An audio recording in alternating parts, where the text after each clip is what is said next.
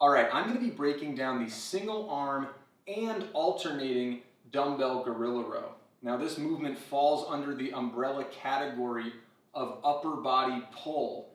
And although this is a horizontal pull versus a vertical pull, I still want everyone to think about how this, pertains to a pull-up, because in my opinion, the pull-up is how you're going to get the most bang for your buck in a pulling motion because of the amount of muscles you engage on the back side of your body, on your posterior chain, with regards to the muscles around your scapula, as well as your midline. So I just like to note that so everyone keeps that in mind as they're working through this movement or other horizontal pulls. A really famous one would be the seated row, seated cable row, at a traditional gym. So anyways, with that in mind, the big thing here is pulling the elbow tight to the body. Think about a pull-up, right? Confidently getting your chin over the bar instead of, shrugging to try to make it happen.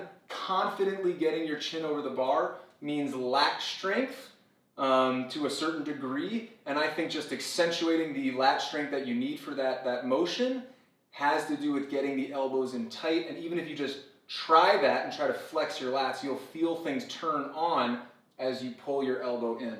So just keep that in mind. I will cut my rambling and ranting short there. So we've got two dumbbells. They're right next to each other. I'm going to take a wide stance. Now we want tension through the hips. So even if you feel like you could bow farther forward, we don't want that. We want torso basically parallel to the floor, and we want to have arms straight out so that there is a slight protraction of the shoulder blades as opposed to a retraction, right? So in our starting position, they're slightly protracted. Now I'm going to pull up, and so the same principles apply between single and alternating. I'm going to just show you reps on this side of my body so you can really see what's happening.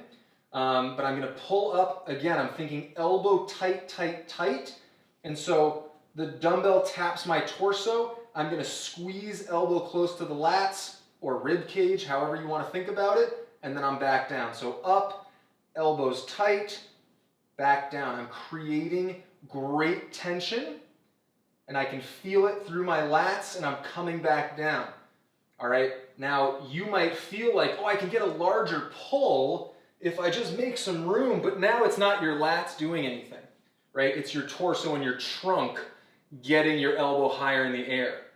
That's not what we want. We want great tension through the base of our lats, our rhomboids, our lower traps, middle part of our spinal erectors, anterior delts, etc., etc. And because we're in this position with our legs, it really does become an awesome workout for our midline, core workout to a certain extent. And I think it's just a great pulling exercise. So same principles apply if you're going to be doing alternating.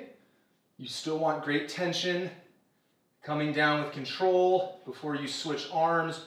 Notice this arm stays straight. So control is the name of the game, steady pacing, going at a rate that allows you to maintain awesome tension throughout. As you can tell just by demoing a few reps, I'm out of breath. It's a really good one. It forces you to hold tension throughout your entire body. So anyways, have fun with this exercise and have fun implementing it into your fitness practice.